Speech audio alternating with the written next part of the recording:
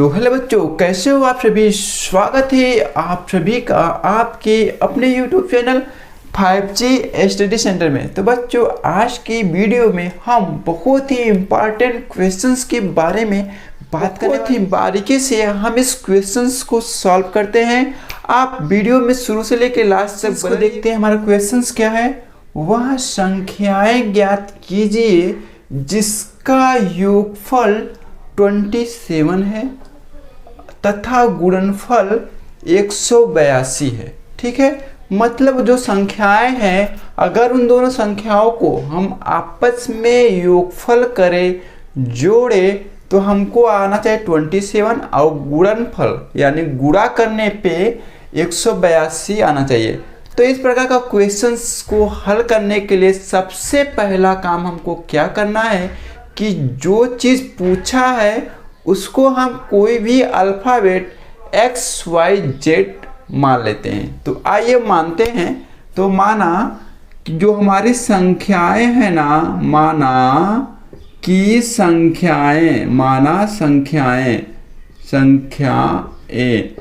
संख्याएं X और Y है।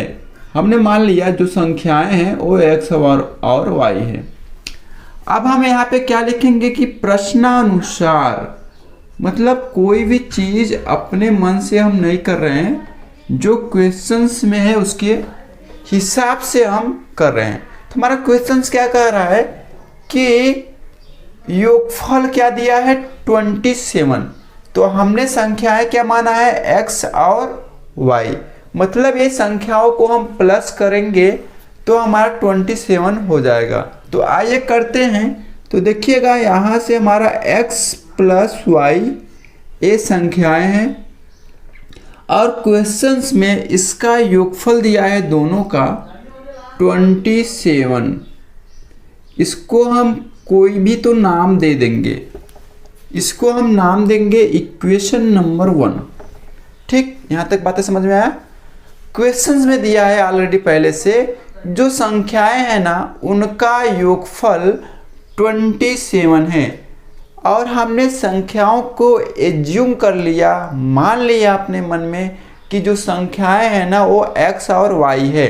तो X और Y दोनों संख्याओं को प्लस करोगे तो अभी तो 27 होगा। तो ये हो गया इक्वेशन नंबर 1। अभी दूसरी बात क्या कह रहा है कि उनको जब आपस में गुणनफल करो, यानी आपस में जब उनको इंटू करो तो 182 होना चाहिए। तो ठीक है, इन दोनों संख्याओं को हम आपस में गुणा भी कर देते हैं और बराबर दिखाते हैं 182। ये हो गया आपका इक्वेशन नंबर 2। ठीक, यहाँ तक सबको समझ में आया। एक बार दोबारा सुनिएगा।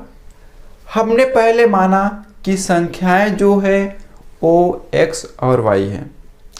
अब हम प्रश्नानुसार यानी क्वेश्चंस के अनुसार चलते हैं। क्वेश्चंस हमारा क्या कर रहा है कि उनका जो योगफल है ना वो 27 है। तो हमने दोनों संख्याओं का योगफल किया और दिखाया 27, जिसको हमने माना कि ये इक्वेशन नंबर 1 है। ठीक, अब क्या कर रहा है कि गुणनफल क्या है 182 है। फिर तो हम दोनों नंबरों का हमने गुणनफल किया और उसको दिखाया 182। इसको हमने माना इक्वेशन नंबर 2। अब इन दोनों इक्वेशनों से हम X और Y का वैल्यूज निकाल पाएंगे। ठीक है, ये दोनों रैखिक समीकरण है और यहाँ से आपको X और Y का वैल्यूज निकालना है। तो आप देख पाओगे किसी एक इक्वेशन से हमको X या फिर Y का वैल्यू निकालना है। आप चाहे यहाँ से X का वैल्यू निकालो या फिर Y का वैल्यू निकालो, या फिर यहाँ से X का वैल्यू या फिर Y का वैल्यू निकालो। एक बात आपको याद रखना है, ये बहुत ही इम्पॉर्टेंट है। अगर आप यहाँ से X का वैल्यू निकाल रहे हो, ठीक है, तो आप इक्वेशन नंबर 2 में X का वैल्यू रखोगे, मतलब जहाँ से निकालोगे वहाँ नहीं रखोगे। यही बात ध्यान रखना है। जैसे मैं यहाँ से X का वैल्यू निकालूंगा तो इक्वेशन नंबर 2 में रखूंगा। तो आइए हम देखते हैं, हम X का वैल्यू इक्वेशन नंबर 2 से निकालते हैं और 1 में रखते हैं। जहाँ से निकालना है वहाँ में नहीं रखना है। 2 से निकाला तो 1 में रखा, 1 से निकाला तो 2 में रखा, आपको जहाँ आसानी हो। अभी हम यहाँ से x का वैल्यू निकालेंगे इक्वेशन नंबर 2 से और उसको रखेंगे इक्वेशन नंबर 1 में। तो आप देख पा रहे हो जो हमारा x है यहाँ पे है, तो इस x को तो यहाँ पे रहने देते हैं और बराबर का साइन है, इसके बाद लिखा है 182। अब बचा हमारा y, इस y को हम भेजेंगे इक्वल के इस साइड जो कि है इनटू में, यह y गुणा में है, ठीक है। तो इक्वल के इस साइड जाएगा तो डिवाइड में हो जाएगा, ठीक।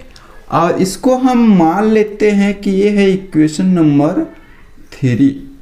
अब इस x का मान हम रखेंगे इक्वेशन नंबर 1 में, ठीक है। तो रखते हैं, हम यहाँ पे लिखेंगे क्या कि x बराबर 182 बटा में y का मान समीकरण 1 में रखने पे, ठीक है बाबू, समीकरण 1 में हमने रख दिया, समीकरण 1 में रखने पर। तो देखिएगा हम यहाँ पे रखते हैं, इधर साइड में जगह कम है, ठीक है।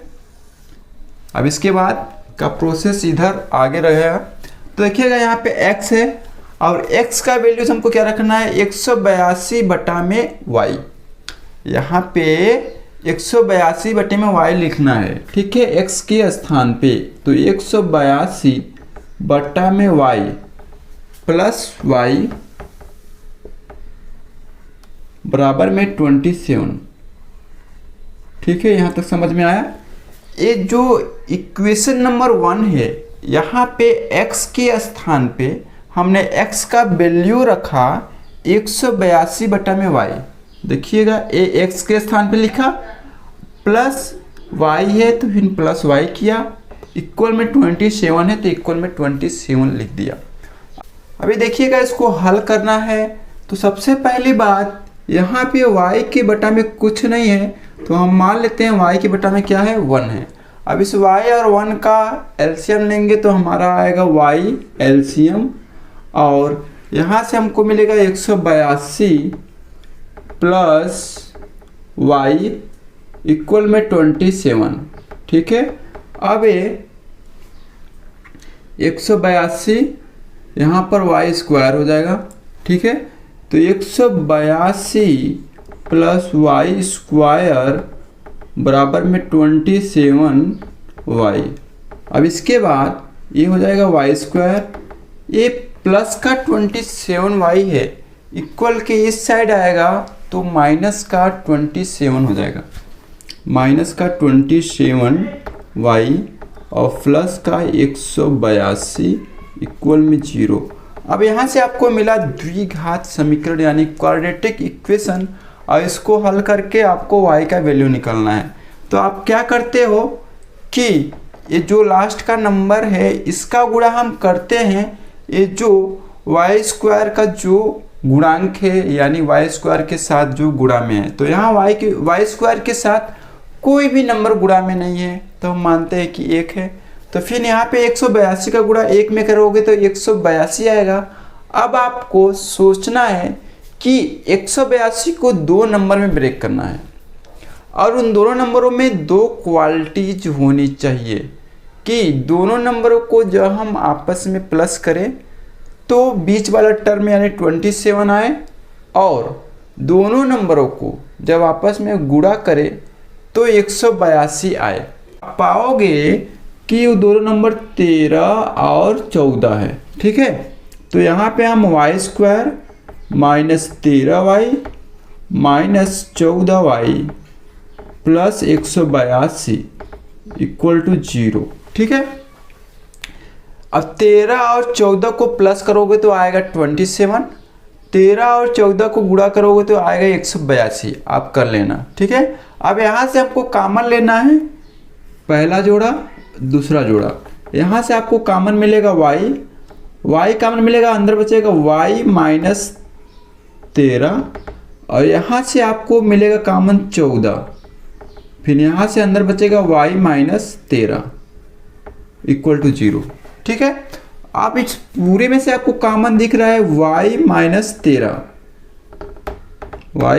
13 और यहाँ से आपको मिलेगा y माइनस 14, ठीक है, इक्वल टू 0। अब यहाँ से हमको बारी बारी से 0 करना है, y minus 13 equal to 0 comma y minus 14 equal to 0। यहाँ से y बराबर में 13 आ गया और यहाँ से y बराबर में 14 आ गया। यहाँ पर आपको y का 2 वैल्यू आ गया और दोनों ही पॉजिटिव आ गया। तो इसमें से आप कोई भी वैल्यू ले सकते हो, या 13 ले लो या फिर 14 ले लो। ठीक है, तो हम लेते हैं y बराबर 13, तो एक नंबर हमको 13 मिला, लेकिन आपको 2 नंबर ज्ञात करना है x और y दोनों का वैल्यू। तो यहाँ पे हमको y का तो मान आ गया, लेकिन x का वैल्यू कैसे आएगा? आप किसी भी इक्वेशन में 1 2 3 किसी भी इक्वेशन में y का वैल्यू रख के x का वैल्यू निकाल सकते हो। तो आप बताओ किस में रखते हैं?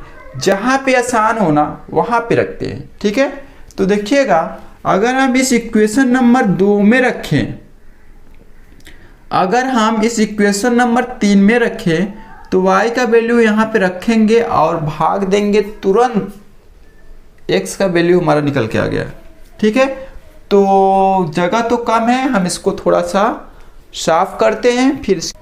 तो देखिएगा हम जो y बराबर है, y बराबर हमारा आया था 13 का मान हम इक्वेशन नंबर 3 में रखेंगे, का मान समीकरण 3 में रखते हैं। समीकरण 3 में रखने पर, ठीक है, समीकरण 3 हमारा क्या है? हमारा समीकरण 3 है x बराबर में 182 बटा में y क्या है? 13। ठीक है, y क्या है? 13। अब इनको काट दो तो 13 का पहाड़ा आप 14 बार पढ़ोगे ना तो आएगा 182, यानी x का वैल्यू आपका आ गया 14। तो दोनों नंबर क्या है? 13 और 14, y बराबर क्या है? 13।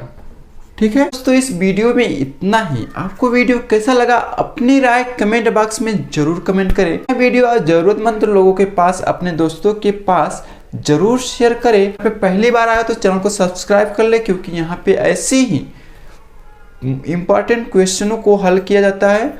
और मिलते हैं नेक्स्ट वीडियो में, तब तक के लिए थैंक यू, धन्यवाद।